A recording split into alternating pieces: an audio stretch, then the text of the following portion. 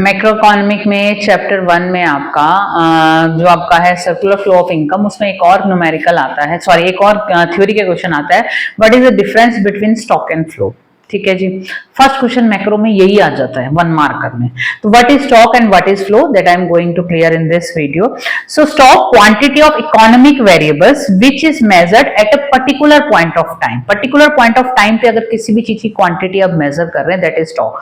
For example, you are measuring a stock at your warehouse on 31 March. ठीक है, एक date है आपके पास, उस डेट पे आप स्टॉक के स्टेटस को चेक कर रहे हैं, कितना स्टॉक आपके पास है। For example, you are checking at your warehouse how much quantity is available for rice. तो कितनी क्वांटिटी आपके पर्टिकुलर पॉइंट ऑफ टाइम पे अवेलेबल है।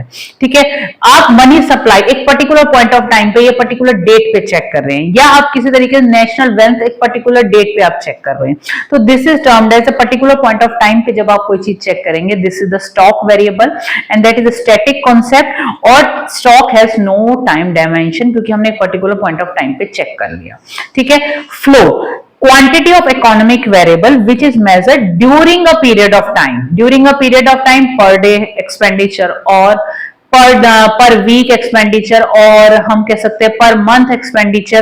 तो किसी भी तरीके की क्वांटिटी हम मेजर कर सकते हैं, like consumption expenditure, like national income, quantity of rice produce, क्योंकि ये these are flow concept. Production is going on, national income generate आपकी होती ही जा रही, consumption expenditure is going on. तो these are the dynamic concept we can say, and that is the flow element, that is the flow variable, and the difference between both the two will be clear to you so that you can write the term properly in your exam, क्योंकि आपको जब reply करना है तो full marks लेने के बिल्कुल actual wordings को भी यूज करना है। All the best.